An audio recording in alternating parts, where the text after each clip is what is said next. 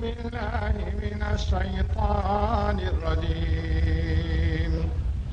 بسم الله الرحمن الرحيم. إن الذين قالوا ربنا الله ثم استقاموا تتنزل عليهم الملائكة ألا تخافوا ولا تحزنوا وابشروا بالجنة التي كنتم توعدون. نحن أولياؤكم في الحياة الدنيا وفي الآخرة ولكم فيها ما تشتهي أنفسكم ولكم فيها ما تدعون. نزلا من غفور رحيم. ان الذين قالوا، جن لوگوں نے یہ اقرار کر لیا ربنا اللہ، ہمارا رب اللہ تعالی ہے، ثم استقاموا، پھر اپنے علیہم الملائکہ، ان کے اوپر آسمانوں سے فرشتے نازل ہوتے ہیں، اللہ تخافوا ولا تحزنوا، کہ تم کسی قسم کا دل میں اندیشہ نہ رکھو، نہ غم کھاؤ. وابشروا بالجنة التي كنتم توعدون، اور اس جنت کی خوشخبری سن لو جس کا تم سے دنیا میں وعدہ کیا جاتا تھا.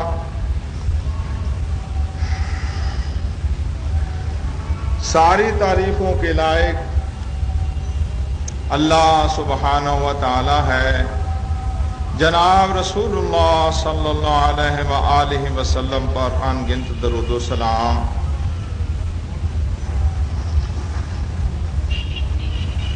اللہ سبحانہ و تعالی نے فرمایا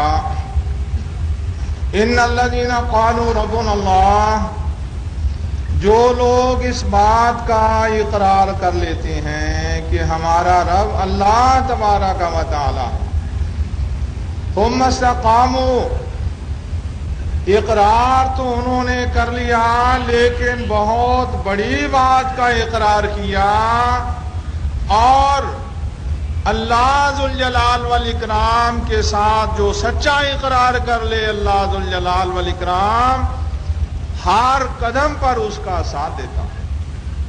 تتنزل علیہم الملائکہ، ان پر اللہ ذوالجلال والاکرام کے فرشتے نازل ہوتے ہیں. اللہ تخافوا ولا تحزنوا، وہ دل میں یہ تسلی ڈالتے ہیں کہ تم کسی قسم کا دل میں ڈر خوف نہ رکھو اور نہ کسی قسم کا غم اندیشہ رکھو.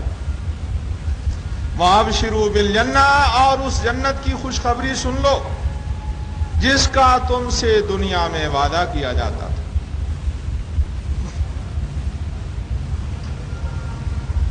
میرے بھائیوں، دوستو، عزیزو، سب سے بڑی حقیقت اللہ تبارک و تعالی ہے. سب سے بڑی حقیقت اللہ تبارک و تعالی ہے. لوگ اللہ ذوالجلال والاکرام کو نہ سمجھے. ما قدر اللہ حق قدرہ، لوگوں نے اللہ ذوالجلال والاکرام کی قدر نہ کی. اللہ سبحانہ و تعالی کے ہوتے ہوئے لوگ روس کو سپر پاور کہتے ہیں، امریکہ کو سپر پاور کہتی ہیں، چین فرانس کو سپر پاور کہتی ہیں، برطانیہ کو سپر پاور کہتی ہیں، ہندوستان کو منی سپر پاور کہتی ہیں. یہ کتنی بڑی غلط بات ہے. اللہ ذوالجلال والاکرام کی کتنی سخت ناقدری ہے. اللہ ذوالجلال والاکرام ایک ہی سپر پاور ہے. دنیا کے پاس جو ایٹمی اسلحہ ہے اس کی کوئی حقیقت ہی نہیں. दुनिया के सारे लोग एक शख्स को मारने के लिए इकट्ठे हो जाएं, एक शख्स को मारने के लिए इकट्ठे हो जाएं, दुनिया के सारे लोग, जब तक मेरा रब ताला न चाहे वो उसका बाल भी का नहीं कर सकते। मारना तो दूर की बात है, उसका बाल भी का नहीं कर सकते। और जब रब ताला चाहे किसी को मारना, सारी दुनिया उसकी हिमायत में हो, सारी दुनिया की हुकूमतें उसकी हिमायत में हो, रब ताला उसको मार देता। कितने पहरे बिठा लो, कितने इंतजामात कर लो, अपनी कितनी हिफाजत का बंदोबस्त कर लो, जब मेरे रब का हुक्म आ जाएगा, अल्लाह ताला ने फरमाया तुम कितनी भी महफूज जगह के बैठे होगे, हमारा हुक्म आ जाएगा, मौत आ जाएगी। और रब ताला ने नहीं लिखा तो उसको दुनिया की कोई ताकत नहीं मार सकती। मेरा रब ताला अपने पैगंबर अलैहिस्सलात वस्सलाम को मकड़ी के जाले के पीछे बचा लेता, और नहीं बचा सकते तो टैंक नहीं बचा सकते, लोहे की कई इंच मोटी चादरें नहीं बचा सकती, और रब तो मकड़ी के पीछे जा बचा ले। और इससे भी ज्यादा अल्लाह जुल जलाल वल इकराम ने जब बचाना हो, मैंने आपको पहले खुतबे में बताया था, मेरे साड़ू वो कोई इतने नेक आदमी भी नहीं, नमाजी आदमी हैं, यानी मेरा कहने का मकसद कि इतने नेक आदमी के उनको वली अल्लाह कहा जा सके, और इतने जबरदस्त बाअमलू नहीं, अल्लाह जुल जलाल वल इकराम ने उनकी जिंदगी रखी थी। बताना ये मकसूद है। सिख पीछे भागते हैं और दो झाड़ियों के दरमियान वो शख्स बैठा है, वो दोनों तरफों के सिखों को देख रहा है, और सिख उसके आसपास जमीन पर बर्छियां मार रहे हैं कि यहां पे आके बैठा था, यहां पे आके बैठा था, और सिखों को नजर नहीं आ रहा, मकड़ी के जाने के बगैर बचा लिया। जब मेरा रब ताला चाहे किसी को बचाना, कोई मार नहीं सकता, और किसी को मेरा रब मारना चाहे, उसको दुनिया की सारी ताकत नहीं बचा सकती।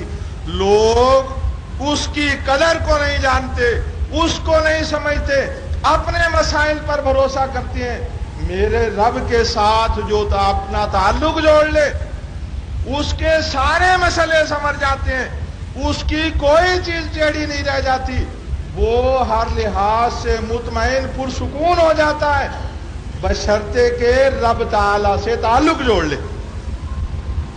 इन्नल्लज़ीना क़ालू रब्बुना अल्लाह, जो ये बात कह देते हैं हमारा रब अल्लाह ताला है, और फिर अमल से इस चीज को साबित कर देते हैं, ये नहीं जबानी कह दिया, थोड़ा सा दबाव पड़ गया लादीनियत का, थोड़ा सा दबाव पड़ गया किसी कुव्वत का, तो वो फौरन ढल गए।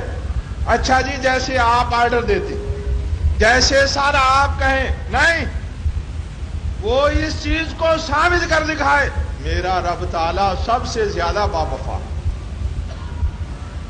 दुनिया के लोग इतनी वफा साबित नहीं कर सकते जितना मेरा रब वफा साबित करता है, लेकिन कोई उसकी वफा का इम्तिहान तो ले, कोई उसकी वफा को आजमाए तो सही।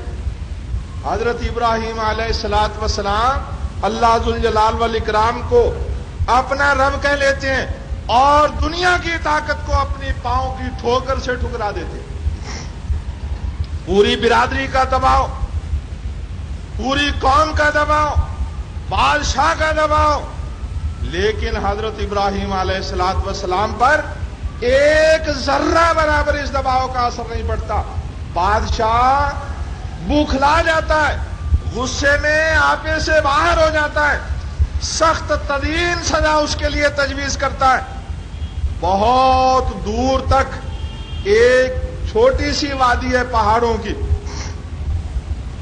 साथ साथ पहाड़ है, नशेबी जमीन है, वो भी पथरीली, वहां पे ईंधन इकट्ठा किया जाता है, महीनों ईंधन इकट्ठा किया जाता है, और जब ये पूरा ईंधन इकट्ठा हो जाता है, हजरत इब्राहिम अलैहिस्सलात वस्सलाम को وہاں پہ اس میں آگ جلا کے، اور اس وقت منجنیق آج ایجاد ہوئی.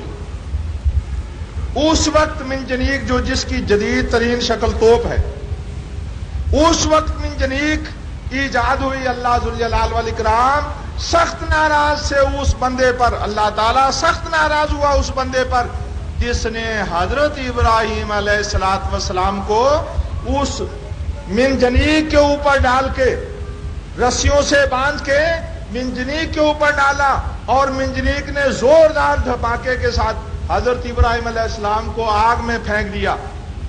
اور پھر بادشاہ ڈھکنا منواتا ہے کہ یہ آنچ زیادہ سے زیادہ ابراہیم کے جسم کو پہنچے، ضائع نہ جائے آنچ. اور 1.25 مہینے تک وہ ڈھکنا بند رہا. آگ جلتی رہی، سلگتی رہی، سوراخ رکھے کہ آگ بجھ نہ جائے، وہ سلگتی رہی. 1.25 مہینے کے بعد حضرت ابراہیم علیہ السلام کو جب نکالا گیا تو وہ رسیاں، جن رسیوں سے حضرت ابراہیم علیہ السلام کو باندھا گیا تھا، وہ رسیاں تو آگ نے جلائیں، لیکن بدن کے اوپر کوئی آبلہ نہیں ڈالا آگ نے. گرم پتیلی کو، گرم دیگچی توے کو عورت ہاتھ لگا دیتی ہے تو آبلہ پڑ جاتا ہے. تیز بھاپ لگ جائے، گرم چیز کو ہاتھ نہیں لگا، تیز بھاپ لگ جائے تو آبلہ پڑ جاتا ہے. لیکن حضرت ابراہیم علیہ السلام کو آگ میں ڈالا گیا ہے، اور رسیوں نے، آگ نے کام کیا ہے، لیکن رسیوں کی حد تک رسیاں جل گئی ہیں، جسم کے اوپر آبلہ نہیں پڑا. اور 1.25 مہینے کے بعد حضرت ابراہیم علیہ السلام کو دیکھا جاتا ہے، آج تو ہڈیوں کا نام و نشان بھی نہیں ہوگا. ڈھکنا اٹھایا گیا، حضرت ابراہیم علیہ السلام باہر آئے، وہ صرف پسینہ پوچھ رہے تھے. جیسے ذرا تیز دھوپ ہونا تو انسان کو پسینہ آ جاتا ہے، بس وہ پسینہ پوچھ رہے تھے. حضرت ابراہیم علیہ السلام کے باپ آزر نے کہا، ابراہیم تمہارا رب تو بڑا اچھا رب ہے. ایک کافر اس چیز کا مشاہدہ کر کے اقرار کرے کہ ابراہیم تمہارا رب بڑا اچھا رب ہے، لیکن ہم یہ کہیں ربنا اللہ، لیکن اس پر استقامت نہیں ہمارے اندر. میں بڑے دکھ کے ساتھ یہ بات کہتا ہوں، کتنے مسلمان ممالک ہیں دنیا کے اندر، 3 درجن سے زیادہ مسلمان ممالک ہیں، اور ہم بھیک مانگتے ہیں امریکہ سے، ہمیں جی ٹیکنالوجی کی مدد دو. ہم بھیک مانگتے ہیں دنیا کی دوسری منڈیوں سے، دوسری طاقتوں سے، ہمیں جی ایٹمی اسلحہ دو. ہمیں راجیو، ایک بنیا، ایک برہمن، ایک پنڈت دھمکیاں دیتا ہے، سکھ دھمکیاں دیتے ہیں. آج ہم مسلمان نہیں رہ گئے. ابھی میں گزر رہا تھا، شادی ہو رہی ہے یہاں پہ، تو وہ ساز بازوں والے آئے ہوئے ہیں اور جوان لڑکے ناچ رہے ہیں. جوان لڑکے ڈھولک کی تھاپ کے اوپر ناچ رہے ہیں. میری نظر پڑی، میں نے سمجھا شاید نوٹ پھینک رہے ہیں، لیکن دیکھا ایک نہیں کئی لڑکے وہ ہاتھ ہلا ہلا کے ناچ رہے ہیں. یہ وہ نوجوان تھے جو عرب سے چلتے ہیں اور سندھ تک یلغار کرتے ہیں. 17 برس کا نوجوان بچہ جس کی ابھی مونچھیں نہیں آئی ہیں، اور راجہ داہر اپنی حکومت کے اندر ہے، اپنی جگہ پر ہے، پورے مسائل اس کے ساتھ ہے، اور یہ 1000 میل دور سے آئے ہیں. آج کے حالات نہیں ہیں، ہوائی جہاز، ہیلی کاپٹروں یا دوسرے اسلحہ کے ساتھ ان کو کمک پہنچائی جا سکے. اپنے علاقے سے اتنے دور، اور یہ اپنے گھر کے اندر حضرت محمد بن قاسم رحمت اللہ علیہ، راجہ داہر زبردست راجے کی اینٹ سے اینٹ بجا دیتے ہیں. کتنا 17 برس کا نوجوان. جب اللہ تعالیٰ کے ساتھ تعلق تھا، جب انہوں نے کہا ان ربنا اللہ، ہمارا رب اللہ ہے، پھر عمل سے ثابت کیا اس چیز کو. یہ نہیں زبانی کہہ دیا. برادری نے دباؤ ڈالا، دب گئے. بیوی نے دباؤ ڈالا، دب گئے. بیٹے نے دباؤ ڈالا، دب گئے. حکومت نے دباؤ ڈالا، دب گئے. محلے نے دباؤ ڈالا، دب گئے. افسر نے دباؤ ڈالا، دب گئے. یہ نہیں. جب یہ کہہ دیا ربنا اللہ، ہمارا رب اللہ تعالی ہے، پھر کوئی دباؤ نہیں. یہ بات ضرور ہے، حق بات کہیے نرمی کے ساتھ کہی. حق بات تو ویسے ہی بڑی کڑوی بڑی تلخ ہے. حق بات برداشت نہیں اور سب چیزیں برداشت. آپ کو جی ہم اپنے مکہ کا حکمران بنا لیتے ہیں. جس بیٹی سے آپ کہیں کسی کی سے اس سے آپ کا نکاح کر دیتے ہیں. دولت آپ کے قدموں میں ڈھیر کر دیتے ہیں. ہر چیز گوارا. جو آپ کہیں گوارا. حق بات گوارا نہیں. ہر چیز جو آپ حکم دیں ہم کرنے کے لیے تیار ہیں. حق بات گوارا نہیں. حق بات تو اتنی کڑوی ہوتی اور اگر لب و لہجہ بھی کڑوا ہو نہیں پھر وہ حق بات اناد بن جاتا ہے. جس کو ہم نے سمجھانا ہے اس کو اللہ کے رسول صلی اللہ علیہ وسلم نے فرمایا. حضرت ابو سعید خدری رضی اللہ عنہ راوی ہے. مسلم شریف کی حدیث ہے کہ دین خیر خواہی کا نام. کس کی خیر خواہی؟ اللہ تعالیٰ کی خیر خواہی, اللہ کے رسول صلی اللہ علیہ وسلم کی خیر خواہی, اللہ تعالیٰ کی کتاب کی خیر خواہی, مسلمان حکمرانوں کی خیر خواہی اور مسلمان پبلک کی خیر خواہی. اور خیر خواہی کیا ہے؟ ان کو حق بات بتائی جائے اور حق بات بتانے کا طریقہ وہ تنہائی میں بتائی جائے. اگر میں یہاں پر کھڑا ہو کے صدر مملکت کو گالیاں دوں, جنیجو صاحب کو گالیاں دوں, شریفانہ گالیاں دوں جو ممبر پر دی جا سکتی, لوگوں سے تو واہ واہ کہلا لوں گا لیکن شریعت کے مدعا کو میں نے پورا نہیں کیا. ڈی سی صاحب کو گالیاں دوں, پبلک سے میں داد و تحسین حاصل کر لوں گا لیکن اسلام کے حکم پر میں نے عمل نہیں کیا. خیر خواہی یہ ہے, سمجھانا یہ ہے, تنہائی میں سمجھایا جائے. میں عرض کر رہا تھا کہ جب یہ کہہ دیا جائے ربنا اللہ پھر اس پر عمل کر کے دکھایا جائے. نرمی کے ساتھ بات کیجئے, اپنے پاؤں کو مضبوط رکھیے, سوچ سمجھ کر قدم اٹھائیے میں حق پر ہوں, اور جب آپ نے قدم اٹھا لیا پھر اس پر قائم ہو جائیے. اللہ ذوالجلال والاکرام کی مدد آتی ہے اور اس کی مدد کو پھر کوئی روک نہیں سکتا. ادھر گاڑی کوئی کھڑی کر دے, راستہ ادھر سے رکھا ہے, لوگ پھر ادھر سے آ جاتے ہیں. دوستوں کے لیے راستہ رکھا ہے تاکہ مستورات ادھر سے نہ گزریں پبلک کے سامنے سے. یہ ادھر کوئی گاڑی کھڑی کر دیں, اسکوٹر وغیرہ کھڑے کر دیں.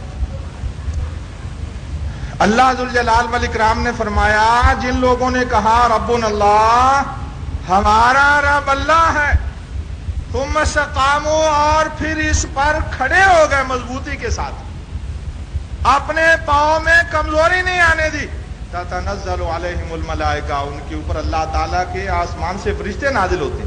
میں نے پچھلے خطبے میں آپ کو بتایا تھا یہ فرشتے موت کے وقت نازل ہوتے.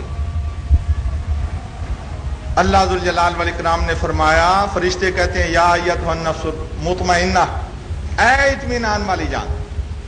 اور اللہ ذوالجلال والاکرام نے فرمایا کہ فرشتے تتوفاہم الملائکۃ, ان کو فرشتے فوت کرتے ہیں اور اس حال میں فوت کرتی ہیں کہ وہ نیکی کی راہ پر ہوتے ہیں, اور فرشتے کہتے ہیں سلام علیکم, السلام علیکم. اور مفسرین لکھتے ہیں روایات کی تائید روشنی میں, اللہ کا فرشتہ کہتا ہے ان اللہ یقرئک السلام, اللہ تعالیٰ نے میرے دوست, اے اللہ کے پیارے بندے, تجھے اللہ تعالیٰ نے میرے ذریعے سلام بھیجا ہے. اللہ تعالیٰ کا سلام آتا ہے اور فرشتہ کہتا, آ کے پہلے کہتا السلام علیکم اور پھر کہتا اللہ تعالیٰ نے تمہیں سلام بھیجا ہے, اور پھر اس نیک انسان کی اللہ تعالیٰ کا فرشتہ روح قبض کرتا. لیکن یہ نہیں کہ دنیا میں کی زندگی ویسی ہی گزرتی ہے, اس کی ساری زندگی ویسی ہی گزرتی ہے اور صرف موت کے وقت فرشتہ آ کے یہ کہتا نہیں. زندگی میں بھی اللہ ذوالجلال والاکرام ایسے لوگوں کی مدد فرماتا ہے. جب حضرت آدم علیہ السلام نے شیطان کی بات کو منظور کر لیا, شیطان نے کہا هل ادلکم علی شجرۃ الخلد وملک لا یبلی، میں تمہیں ایسی بادشاہت نہ بتاؤں جس کو زوال ہی نہیں ہے؟ یہ درخت کھا لو، یہ درخت کھانے سے تمہاری یہ حکمرانی، جنت کی حکمرانی پکی ہو جائے گی۔ حضرت آدم علیہ السلام نے بات مان لی۔ اللہ تعالیٰ نے فرمایا فعصى آدم ربہ فغوا، آدم نے اپنے رب کی نافرمانی کی، وہ سیدھی راہ سے ہٹ گیا۔ اللہ تعالیٰ نے فرمایا جاؤ دنیا پر چلے جاؤ، اور فرمایا فَإِمَّا يَأْتِيَنَّكُم مِّنِّي هُدًى، میری جانب سے تمہارے لیے احکامات آئیں گے، فَمَن تَبِعَ هُدَايَ، جو میرے احکامات کی پیروی کرے گا، فَلَا خَوْفٌ عَلَيْهِمْ وَلَا هُمْ يَحْزَنُونَ، ان کو کسی قسم کا خوف نہیں اور کسی قسم کا غم نہیں۔ فَمَن تَبِعَ هُدَايَ، جو میری ہدایات کی پیروی کرے گا، فلا خوف علیہم ولا هم يحزنون، پتہ چل گیا۔ اللہ تعالیٰ فرماتا الا ان اولیاء اللہ لا خوف علیہم ولا هم يحزنون، اللہ تعالیٰ کے اولیاء کو نہ غم نہ ڈر۔ یہ آیت جب ہمارے بھائی جو اہل سنت والجماعت کہلاتے ہیں، وہ جب کا مقرر پہلے یہ آیت پڑھتا ہے الا ان اولیاء اللہ لا خوف علیہم ولا هم يحزنون، یہ آیت پڑھتا ہے۔ یہ آیت قرآن پاک کی آیت، لیکن مطلب نہیں سمجھا جاتا۔ اولیاء اللہ ان کو سمجھ لیا گیا جنہوں نے سبز رنگ کے چولے پہنے یا کالے رنگ کے چولے پہنے، لوہے سے لدے ہوئے ہیں، بال لمبے رکھ چھوڑے ہیں، نمازیں غائب، روزے غائب، بھنگ چرس پینا، یہ اولیاء اللہ ہے۔ اللہ ذوالجلال والاکرام نے فرمایا الا ان اولیاء اللہ لا خوف علیہم ولا هم يحزنون، اللہ کے اولیاء پر نہ غم نہ خوف۔ اور یہاں اللہ تعالیٰ نے حضرت آدم علیہ السلام کو مخاطب کر کے فرمایا فَإِمَّا يَأْتِيَنَّكُم مِّنِّي هُدًى، میری طرف سے تمہارے پاس ہدایت آئے گی، فَمَن تَبِعَ هُدَايَ، جس نے میری ہدایت کی پیروی کی، فَلَا خَوْفٌ عَلَيْهِمْ وَلَا هُمْ يَحْزَنُونَ، ان کو نہ خوف ہوگا نہ غم۔ دونوں آیتوں کو ملائیے، پتہ چلا اللہ کے اولیاء وہ ہیں جو اس کی ہدایات پر عمل کرتے ہیں۔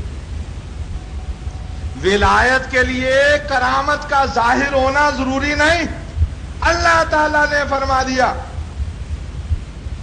فَمَن تَبِعَ هُدَايَ، جس نے میری ہدایت کی پیروی کی، فَلَا خَوْفٌ عَلَيْهِمْ وَلَا هُمْ يَحْزَنُونَ، ان کو نہ غم نہ خوف۔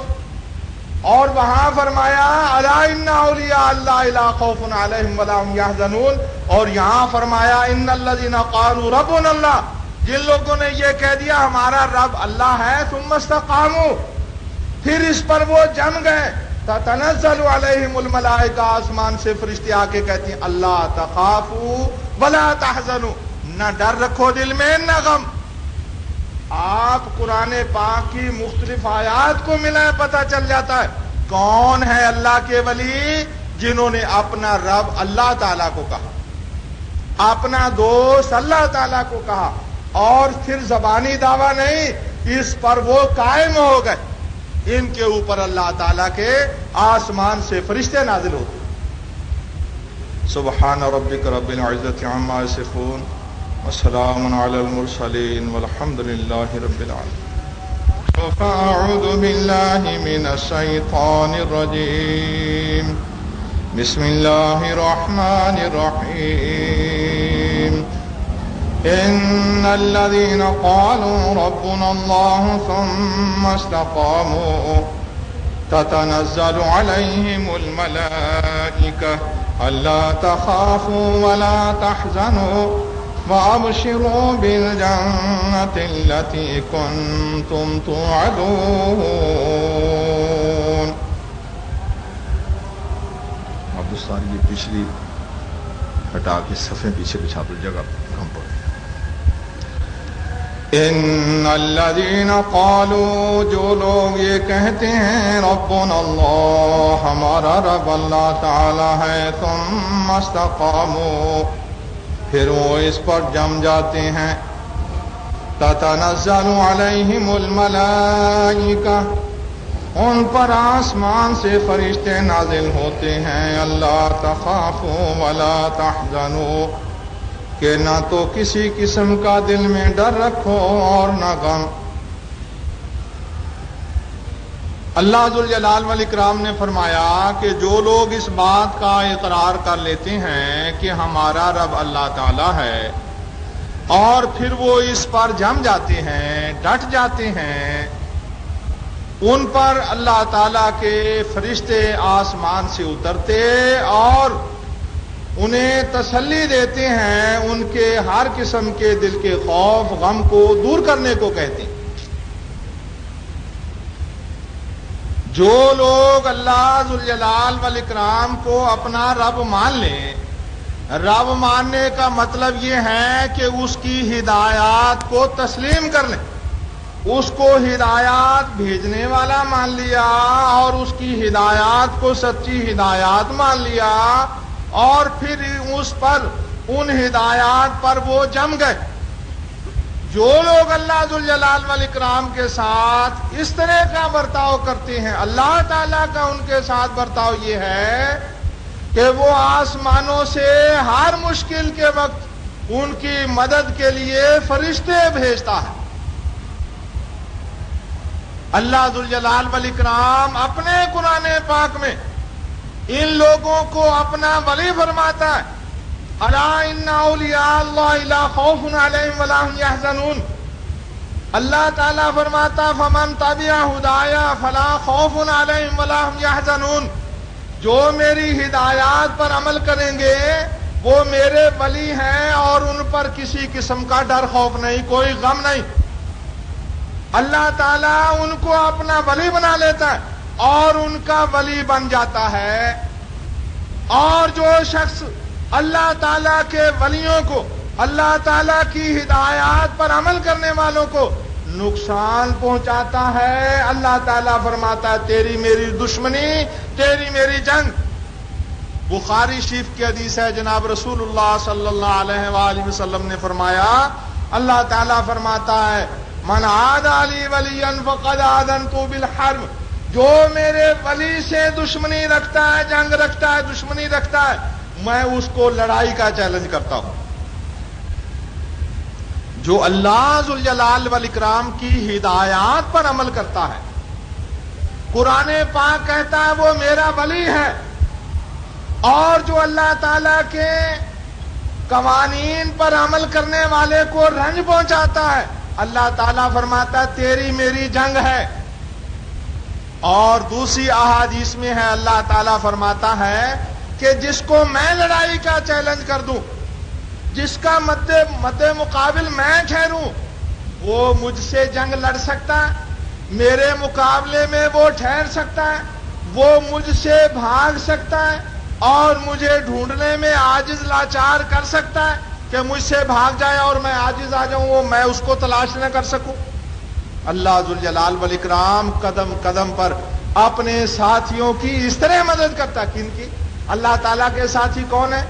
جو اللہ ذوالجلال والاکرام کی ہدایات پر عمل کرتے ہیں۔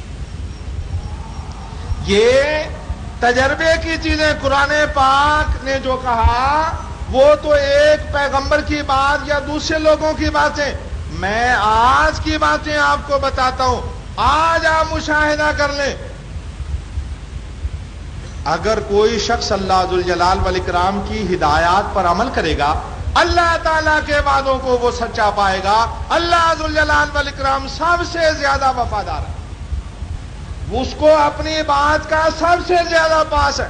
اللہ تعالیٰ فرماتا من اصدق من اللہ قیلا، اللہ تعالیٰ سے بڑھ کر سچا اور کون ہو سکتا ہے؟ اللہ تعالیٰ فرمائے کہ میں اپنے دوستوں کی مدد کرتا ہوں، اور نعوذ باللہ کوئی شخص اس سے دوستی کر لے، اس کے قانون پر عمل کرے، اس کی ہدایات پر عمل کرے، اور پھر اللہ تعالیٰ اس کی مدد نہ کرے، نعوذ باللہ یہ تو اللہ تعالیٰ کی بات جھوٹی ہو گئی۔ اللہ تعالیٰ سے بڑھ کر سچا کوئی نہیں، اللہ تعالیٰ سے بڑھ کر وفادار کوئی نہیں، اور بھروسے کے قابل اگر کوئی ہے تو اللہ تعالیٰ۔ آپ دنیا کے کسی انسان کے ساتھ کوئی معاہدہ کر لیں، وہ آپ کے ساتھ کوئی طے کر لیتا ہے بات، آپ سے کوئی وعدہ کرتا ہے، اس کو مجبوری پیش آ سکتی ہے۔ اس کا بیٹا اس کو کہہ سکتا ہے ابا جان ہم یہ کام نہیں کریں گے، اس کا باپ اس کو کہہ سکتا ہے نہیں بیٹا ہم یہ کام نہیں کریں گے، اس کے ساتھی اس کو روک سکتے ہیں، اس کی بیگم اس کو روک سکتی ہے، یا وہ سمجھتا ہے میں اگر اس کا ساتھ دیتا ہوں میں خود گرفتار ہو جاؤں گا، میرے اوپر بڑی مصیبتیں آ جائیں گی، پریشانیاں آ جائیں گی، وہ عاجز آ جائے گا، وہ کہے گا جی میں یہ کام آپ کی مدد کا نہیں کر سکتا۔ لیکن اللہ ذوالجلال والاکرام کو کون سی کمزوری، اللہ تبارک و تعالیٰ کو کون سی پریشانی ہے، کون سی رکاوٹ ہے عمل کرنے سے؟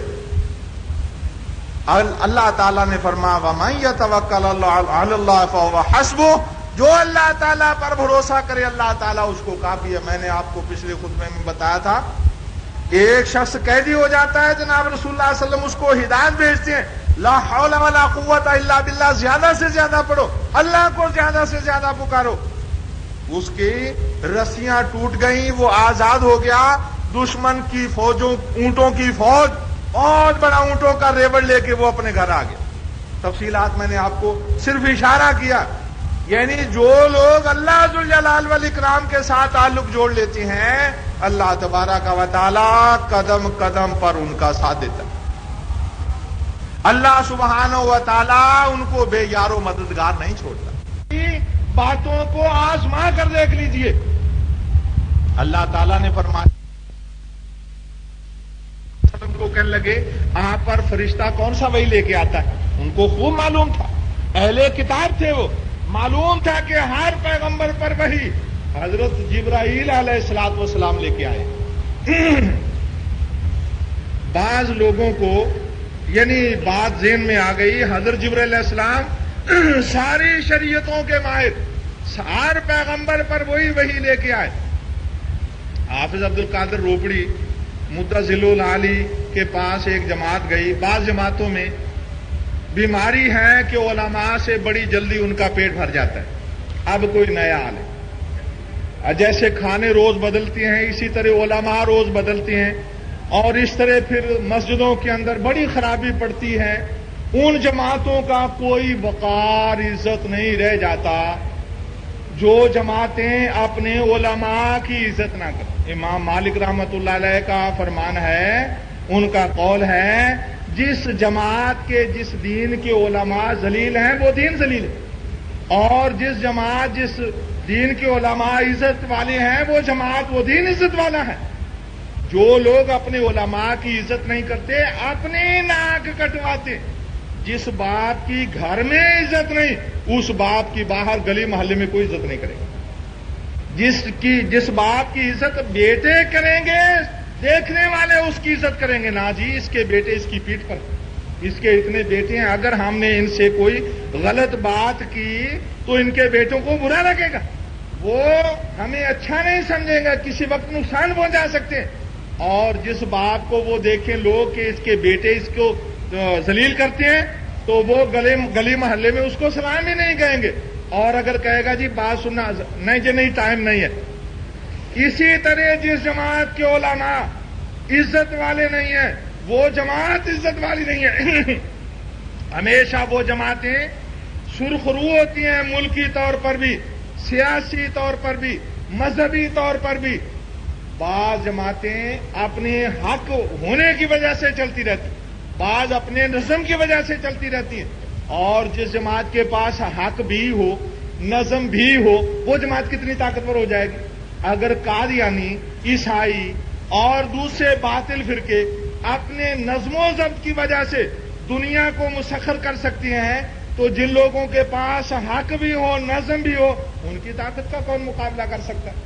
ان سے کہنے لگے جی کوئی عالم بڑی سریلی آواز ہو اور دین کا اچھا وسیع مطالعہ ہو اور پیسے بھی وہ ہم سے کم ہی لے اور یہ بھی ہو وہ بھی ہو، بڑی باتیں، تو حافظ عبد القادر صاحب کہنے لگے کہ جی پھر میں بتاتا ہوں تمہیں، آواز بھی بڑی سریلی ہے، خوبصورت بھی بہت ہیں اور ساری خوبیاں ہیں، بلکہ اسلام کے علاوہ پہلی شریعتوں کے بھی ماہر ہیں، ان کو آپ لے آئیے۔ ہاں جی بتائیے وہ کون ہے؟ کہنے لگے حضرت جبرائیل علیہ السلام۔ منہ نیچا کر لیا، شرمندے ہوئے۔ کہنے کا مقصد حضرت جبرائیل علیہ السلام ساری شریعتوں میں وحی لانے والے وہی رہے۔ میں بتا رہا تھا اللہ تعالیٰ کے دوست کا جو دشمن ہے، اللہ تعالیٰ کا وہ دشمن ہے، اللہ تعالیٰ اس کا دشمن ہے۔ یہودیوں نے جناب رسول اللہ صلی اللہ علیہ وسلم سے پوچھا جی آپ پر وحی کون لے کے آتا ہے؟ جناب رسول اللہ صلی اللہ علیہ وسلم نے فرمایا جو سارے نبیوں پر وحی لے کے آیا۔ کون جی؟ نام لیجئے نا اس فرشتے کا۔ حضرت جبرائیل علیہ السلام۔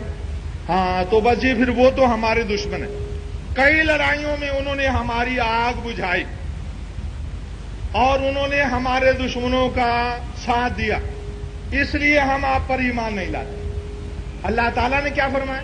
جب یہودیوں نے یہ کہا کہ حضرت جبرائیل علیہ السلام ہمارے دشمن ہیں، اور جب حضرت جبرائیل علیہ السلام ان کے دشمن تو یہودی حضرت جبرائیل علیہ السلام کے دشمن، تو اللہ تعالیٰ نے فرمایا قل من کان عدوا للہ وملائکتہ وجبریل ومیکائیل فإن اللہ عدو للکافرین۔ جو اللہ تعالیٰ کا دشمن ہے، اللہ کے فرشتوں کا دشمن ہے، حضرت جبرائیل علیہ السلام اور حضرت میکائیل علیہ السلام کا دشمن ہے، اللہ تعالیٰ کافروں کا دشمن۔ اللہ تعالیٰ کے ولیوں کا یہودیوں نے اپنے آپ کو دشمن کا کہ ہم یہودی جو ہیں حضرت جبرائیل علیہ السلام ہمارے دشمن، ہم ان کے دشمن۔ اللہ تعالیٰ نے فرمایا اگر تم حضرت جبرائیل علیہ السلام کے دشمن تو تم اللہ تعالیٰ کے دشمن، اللہ تعالیٰ تمہارا دشمن۔ جو شخص اللہ تعالیٰ کے قانونوں پر چلتا ہے، اللہ تعالیٰ کے اس بندے کو جو شخص نقصان پہنچانے کی سوچے، اللہ تعالیٰ فرماتا تیری میری جنگ۔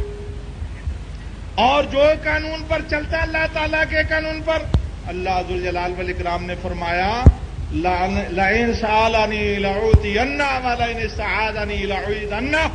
اگر وہ مجھ سے کوئی چیز ہاتھ پھیلا کے مانگے گا اس کی دعا کو میں ضرور قبول کروں گا، اور اگر کسی دکھ تکلیف میں وہ مجھ سے پناہ چاہے گا میں ضرور اس کو پناہ مہیا کروں گا۔ جناب رسول اللہ صلی اللہ علیہ وآلہ وسلم کے پاس بخاری شریف کی حدیث ہے، حضرت اسید بن حضیر رضی اللہ عنہ ایک دوسرا صحابی بیٹھے، گئی رات تک باتیں ہوتی رہیں، باہر نکلے مسجد نبوی سے، بہت سخت اندھیرا ہے۔ اللہ ذوالجلال والاکرام نے ان کی روشنی کا انتظام کر دیا، لکڑی کا کنارہ جلنے لگا اور دور تک روشنی ہو رہی ہے، اور آگے جا کے ایک شخص کا اس گلی میں گھر ہے اور ایک کا اس گلی میں گھر ہے، آگے جا کے دوسرے کی لکڑی کا بھی کنارہ جلنے لگا، روشنی دینے لگا، جس طرح کی ٹارچ روشنی دیتی ہے اس طرح اپنے گھر تک ان کی لکڑیاں منور رہی، لکڑیوں کے کنارے منور رہے۔ اللہ تعالیٰ کو اتنا بھی گوارا نہیں کہ میرے بندے کی پاؤں کو ٹھوکر لگ جائے، کسی دیوار سے ٹکرا جائے، یا نہ ہو گھبراہٹ ہے، اندھیرا ہے، راستہ نہیں سجھائی دیتا، کیسے جاؤں گا؟ اللہ تعالیٰ کو اپنے بندے کی یہ گھبراہٹ بھی منظور ہے۔ جناب رسول اللہ صلی اللہ علیہ وآلہ وسلم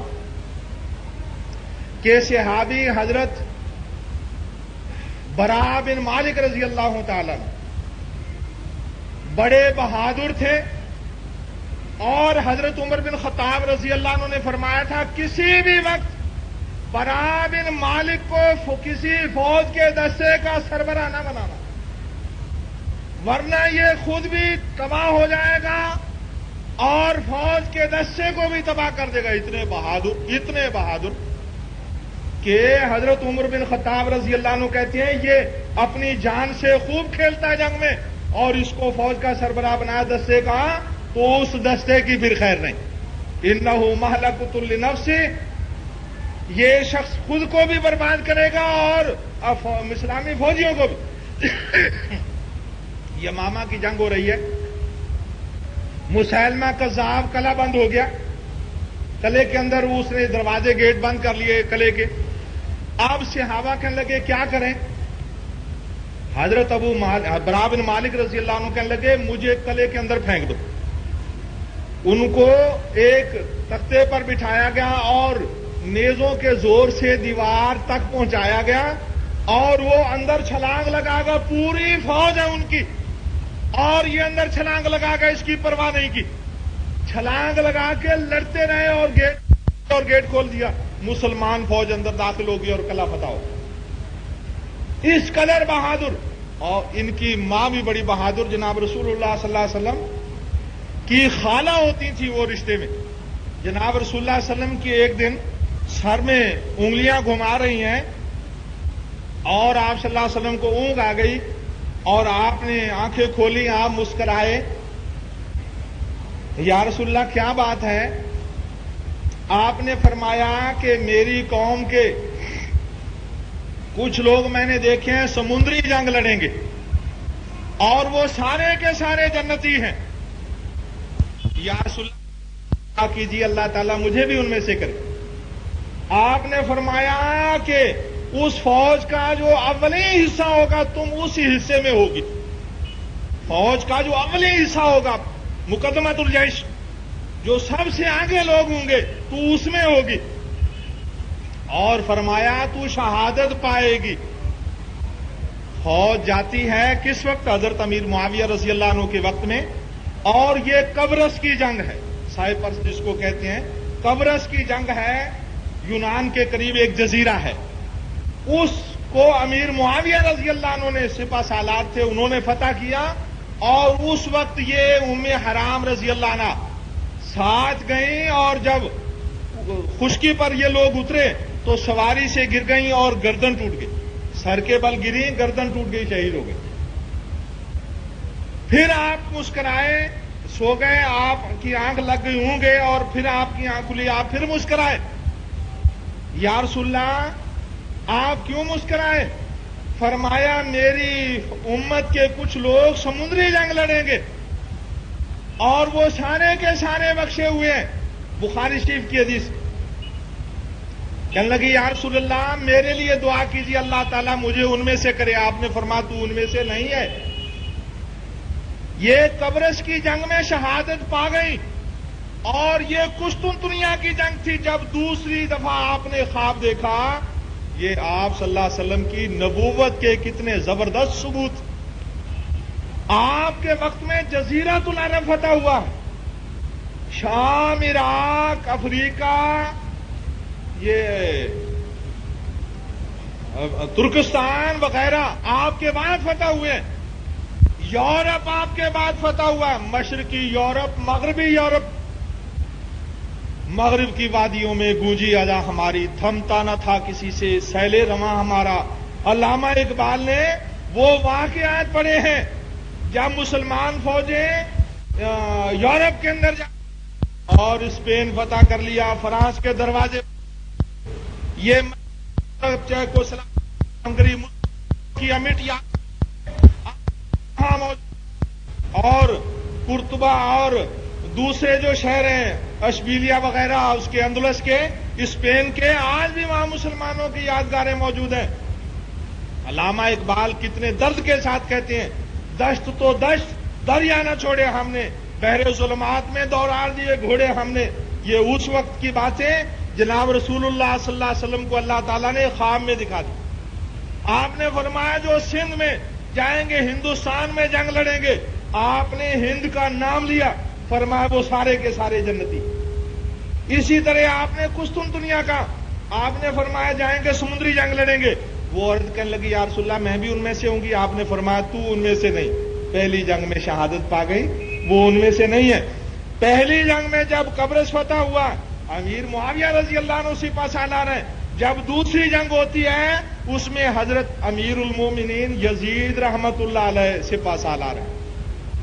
کہتے ہیں جی وہ تو اس وقت تھے چھوٹے سے، سن 26 ہجری کے اندر حضرت یزید رحمت اللہ علیہ، امیر المومنین یزید رحمت اللہ علیہ پیدا ہوئے۔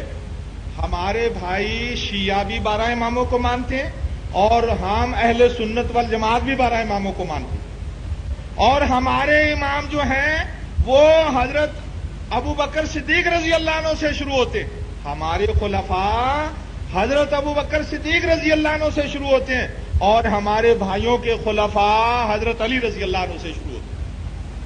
اور ہمارے پہلے خلیفہ حضرت ابوبکر، چوتھے خلیفہ حضرت علی رضی اللہ عنہ، پانچویں حضرت حسین رضی اللہ عنہ، چھٹے حضرت امیر معاویہ رضی اللہ عنہ، ساتویں حضرت یزید رحمت اللہ علیہ، ہمارے ساتویں خلیفہ ہیں۔ کہتے ہیں جی وہ تو چھوٹے سے تھے، انہوں نے کیسے جنگ لڑی؟ 26 ہجری کے اندر یہ پیدا ہوتے ہیں اور 52 ہجری کے اندر قسطنطنیہ کی جنگ ہوتی۔ 26 برس کے اس وقت تھے اور امیر المومنین تھے جب کہ جنگ لڑی گئی قسطنطنیہ کی۔ اب بخاری شریف کے حدیث آپ صلی اللہ علیہ وسلم نے فرمایا وہ سارے کے سارے جنتی۔ میں عرض کر رہا تھا حضرت براء بن مالک رضی اللہ عنہ کی بات، اللہ کے رسول صلی اللہ علیہ وسلم نے فرمایا یعنی ان کا خاندان ہی بہادر، ان کی والدہ سے بات آ گئی۔ حضرت براء بن مالک رضی اللہ عنہ کے بارے رسول اللہ صلی اللہ علیہ وسلم نے فرمایا، ترمذی مستدرک حاکم کی روایت ہے، آپ نے فرمایا رب اشعث اغبر لا یؤبأ بہ لو اقسم علی اللہ لا برہ۔ فرمایا کچھ لوگ ایسے ہوتے ہیں پراگندہ بال، میلے کچیلے کپڑے، کسی کو ان کی پرواہ نہیں ہے یا نہیں ہے، لیکن اللہ تعالیٰ کے ہاں یہ منزلت، یہ شرف اور یہ رتبہ، اگر قسم کھا کے کہہ دے کہ یا اللہ یہ کام کر دے، اللہ تعالیٰ ان کی قسم کو پورا کرے۔ ان الذین قالوا ربنا اللہ، جو لوگ کہتے ہیں ہمارا رب اللہ ہے اور پھر اس پر ڈٹ جاتے ہیں، اللہ کے رسول صلی اللہ علیہ وسلم نے فرمایا، اللہ تعالیٰ فرماتا ہے میرا یہ بندہ جو میرے فرائض کو پورا کرتا ہے یہ میرا ولی ہے، اور اگر یہ مجھ سے مانگے گا میں دوں گا، اور اگر یہ پناہ طلب کرے گا میں پناہ دوں گا۔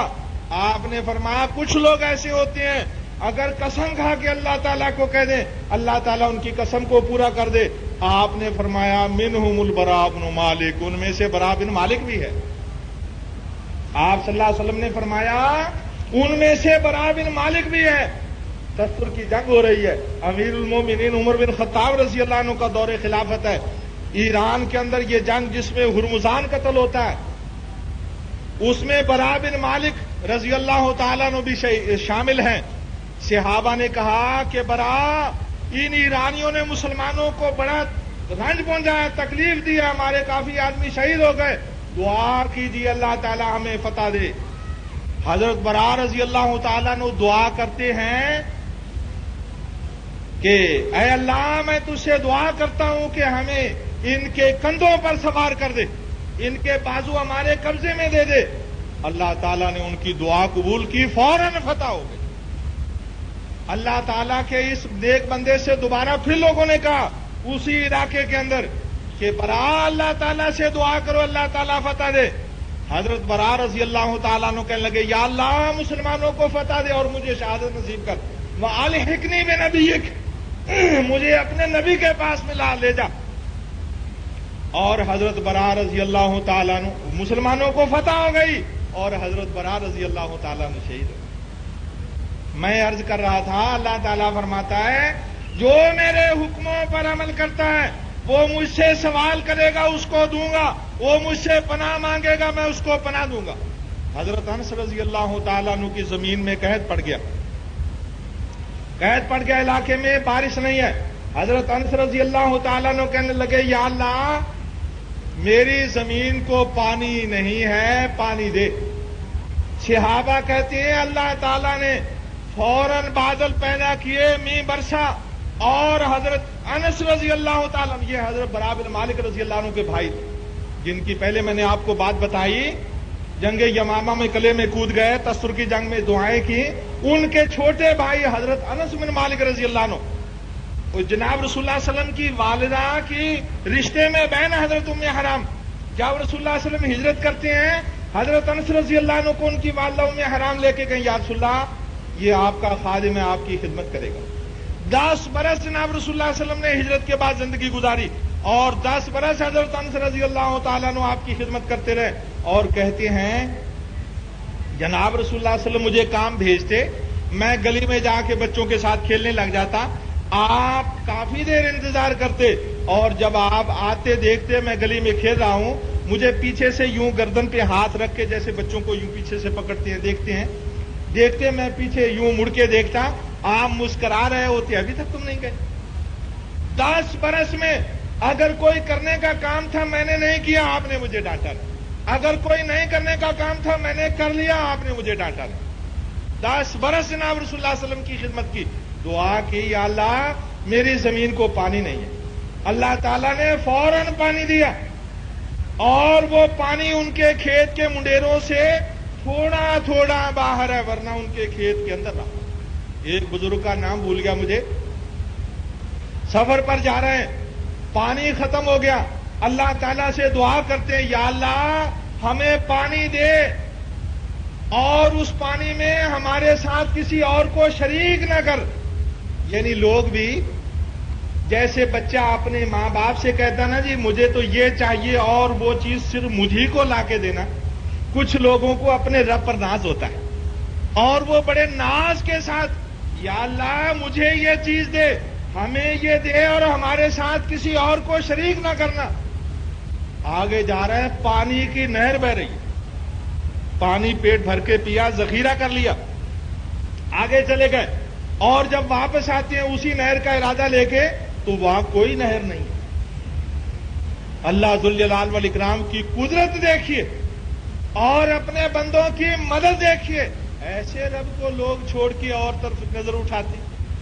جو لوگ کمزور ہیں، پیسہ دینے سے گھبراتے ہیں، جناب رسول اللہ صلی اللہ علیہ وسلم سے ایک شخص نے کہا یا رسول اللہ مجھے کوئی ایسی بات بتائیے کہ اللہ تعالیٰ کا محبوب بن جاؤں، لوگوں کا بھی محبوب بن جاؤں، ہر دل عزیز ہو جاؤں، اللہ تعالیٰ کا بھی ہر دل یعنی اللہ تعالیٰ کا بھی محبوب بن جاؤں۔ اللہ کے رسول صلی اللہ علیہ وسلم نے فرمایا اظہر بما فی ایدی الناس یحبک الناس، اظہر فی الدنیا یحبک اللہ۔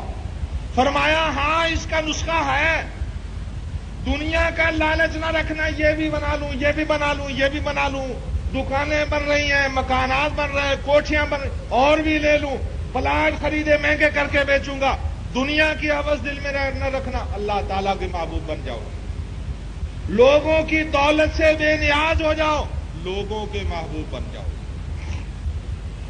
آسان ہے مگر عزم کی ضرورت ہے، اور سچی بات تو یہ ہے کہ یہ پیٹ بھرنا چھوٹا سا پیٹ ہے، 3 چپاتیاں آپ کھا لیں گے تو بھر جائے گا، یہ پیٹ بھرنا اور یہ تن ڈھانکنا، اور زندگی کے دن کاٹنے، مسافری کے دن ہے، پہلے کوئی ہمیشہ یہاں رہا نہیں اور آئندہ کوئی ہمیشہ یہاں رہے گا نہیں، اور جو دل میں لالچ رکھتا ہے وہ بے وقوف ہے۔ میں عرض کر رہا تھا کہ اللہ تعالیٰ اپنے بندوں کا یوں ساتھ دیتا ہے کہ اتنی بڑی نہر پیدا کر دی، اور وہ جب واپس آتے ہیں تو نہر کا نام و نشان بھی نہیں ہے۔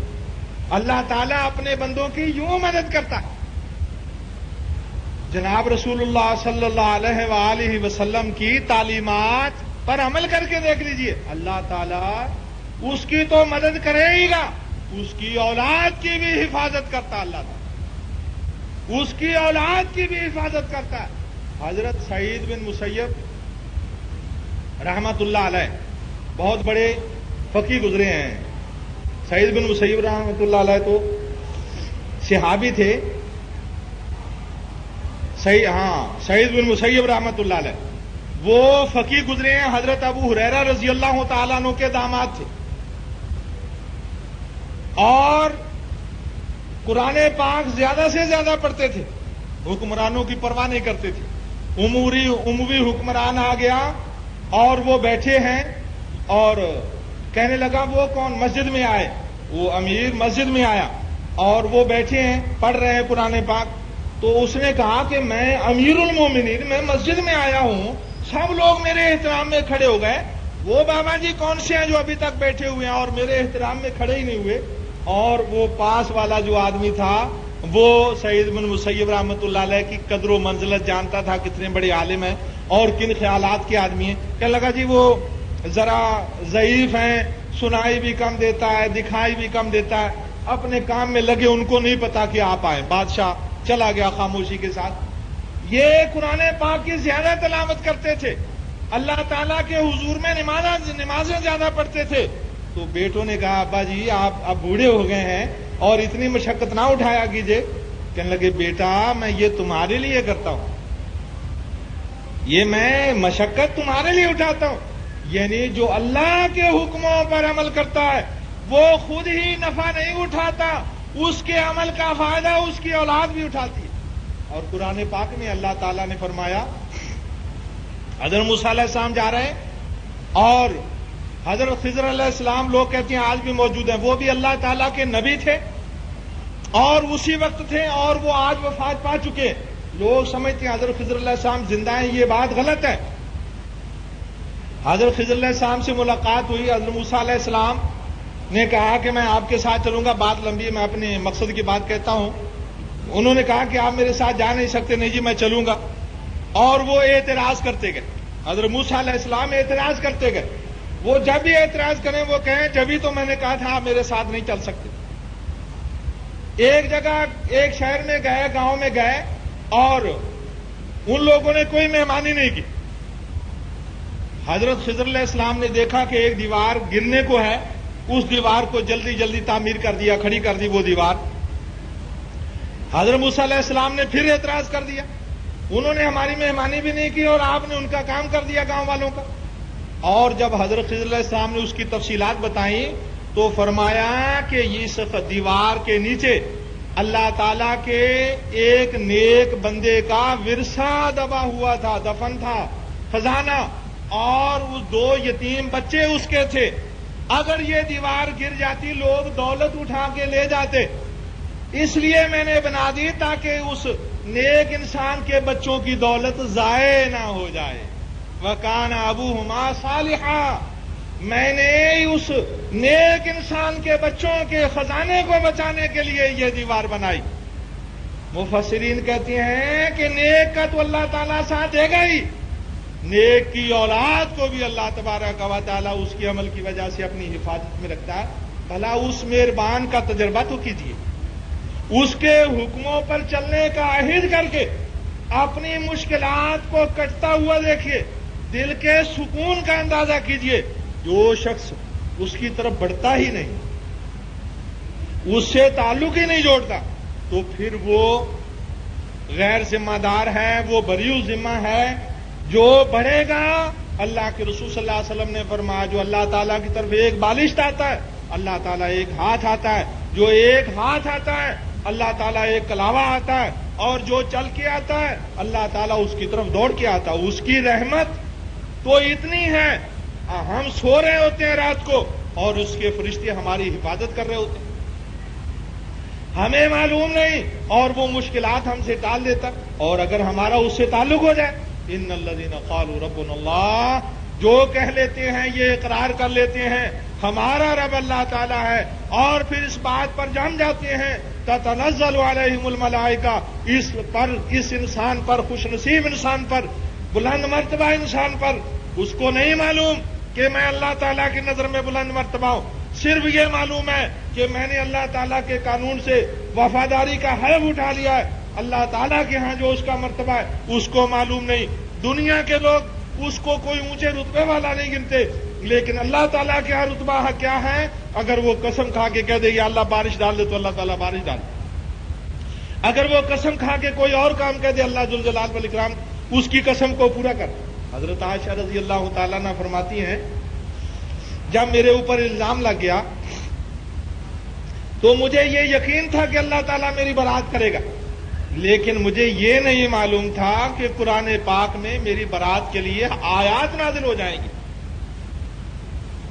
اللہ تعالیٰ نے 2 رکوع نازل فرما دیے. حضرت عائشہ رضی اللہ عنہ فرماتی ہیں مجھے یہ نہیں معلوم تھا کہ میری برات کے اندر قرآن پاک میں سورت میں آیات نازل ہو جائیں گی.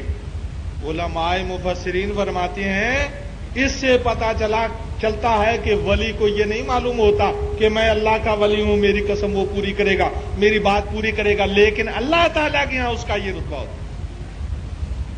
میرے دوستو، یہ بات اس لیے بتائی کہ اس کی شان کا اندازہ کیجئے اور اس کے ساتھ برتاؤ کر کے تجربہ کیجئے، اس کے قانون پر چلنے کا عہد کیجئے.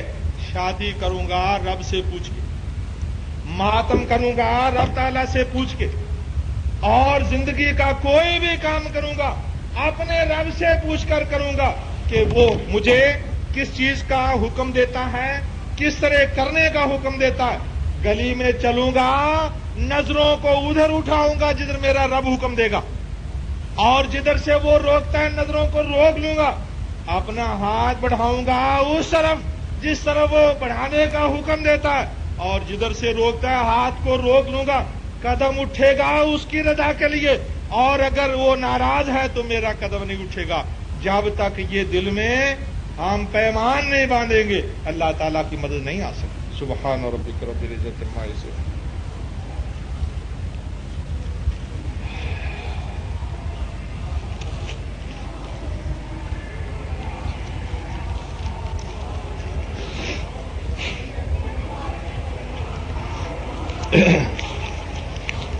یہ ایک مسئلہ پوچھا ہے کہ ترجمہ کروا رہی حکومت جس میں ہر مکتب فکر کے آدمی ہیں، اس کی تفصیلات مجھے معلوم نہیں، اس لیے میں اس کے بارے میں کچھ بتا نہیں سکتا۔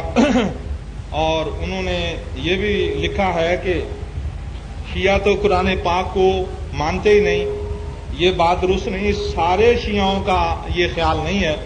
ایسے لوگ ہیں جو کہتے ہیں کہ قرآن پاک میں تعریف بھی ہوئی ہے، نعوذ باللہ، وہ یہودیوں اور عیسائیوں کے کہنے پر کہتے ہیں، یعنی یہودیوں عیسائیوں نے کہا ہماری کتاب کی تعریف ہو گئی ہے، ان کی کتاب کی تعریف نہیں ہوئی مسلمانوں کی کتاب کی۔ انہوں نے ہمارے اندر کچھ لوگ ایسے کھڑے کر دیے جو کہتے ہیں جی ہماری کتاب کی بھی تعریف ہو گئی، ہماری کتاب میں ہیر پھیر ہو گیا۔ یہ بات غلط ہے، اور کچھ لوگ ایسا عقیدہ رکھتے ہیں شیعوں میں، لیکن سارے لوگ عقیدہ نہیں رکھتے۔ ایسے بھی شیعہ ہیں، اور اثنا عشریوں کے اندر ایسے شیعہ ہیں جو کہتے ہیں کہ نہیں، یہ قرآن پاک اپنی اصلی حالت کے اندر موجود ہے۔